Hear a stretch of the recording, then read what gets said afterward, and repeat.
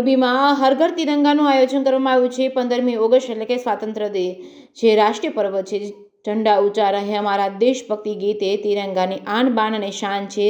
સદાય લહેરાતો રહે, લોકોમાં દેશ ભાવના જાગૃત થાય, તિરંગાનું સન્માન થાય તેવા આશયથી રાજ્ય સરકાર દ્વારા કેટલાક વર્ષોથી હર ઘર તિરંગાનું આયોજન કરવામાં આવે છે।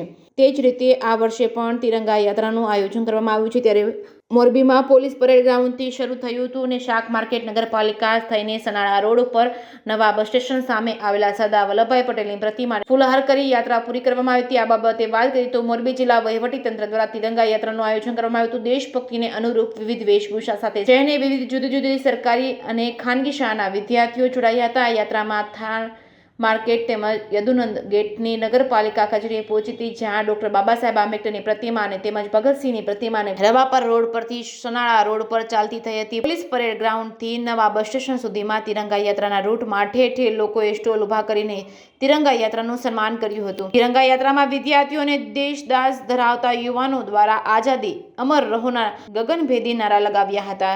દેશભક્તિના રંગે મોરબી શહેર ગુંજી ઉઠ્યું હતું। જેકેસી ગુજરાતી સાથે શ્રીકાંત પટેલ, મોરબી।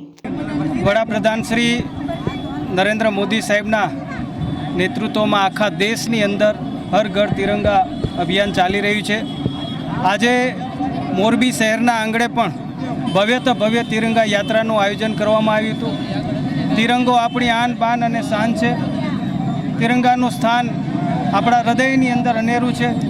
દરેક લોકોના હૃદયમાં દેશભક્તિ, રાષ્ટ્ર પ્રત્યે પ્રેમ છલકાય અને સાથે સાથે નવી પેઢી વિદ્યાર્થી મિત્રો આવા રાષ્ટ્ર કાર્યની અંદર જોડાય, જે અંતર્ગત ઘર ઘર તિરંગા લગાવવાનું અભિયાન પણ ચાલી રહ્યું છે। અને આજે મોરબી શહેરમાં પણ મોટી સંખ્યામાં ચૂંટાયેલા સૌ આગેવાનો, અમારા ધારાસભ્યશ્રીઓ, સંસદ સભ્યશ્રી, સૌ સંસ્થાના આગેવાનો, પોલીસના સૌ મિત્રો, વેપારી મિત્રો, અલગ અલગ સંસ્થાના મિત્રો, વિદ્યાર્થી મિત્રો મોટી સંખ્યામાં વિશાળ આ તિરંગા યાત્રામાં સૌ લોકો આજે જોડાણા હતા।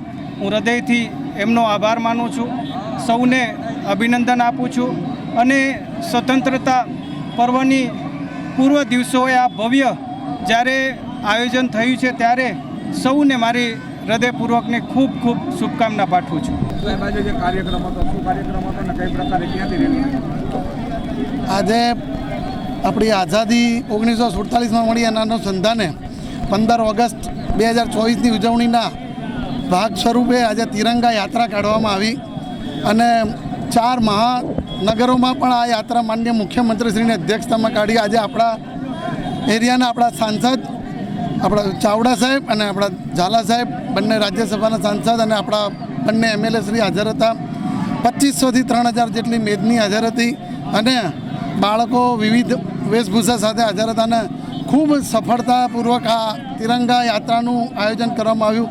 હું મોરબીના લોકોનો દિલથી આભાર વ્યક્ત કરું છું અને કદાચ નાની મોટી તકલીફ પડી હશે, પણ જ્યારે શહીદોએ બહુ મોટી શહાદત વાળી તો આપણે ટ્રાફિકની થોડીક તકલીફ આજે ભોગવી લઈએ, પણ દેશ પ્રેમ અને આપણા ઝંડા પ્રત્યેનું માન વધે એના માટે જે આ તિરંગા યાત્રાનું આયોજન કરવામાં આવે છે, મોરબીના લોકોએ ખૂબ એના નિડરતાથી અને સાહસિકપૂર્વક આ યાત્રા કાઢી અને એને વધાવી, એ બદલ હું સર્વેનો આભાર વ્યક્ત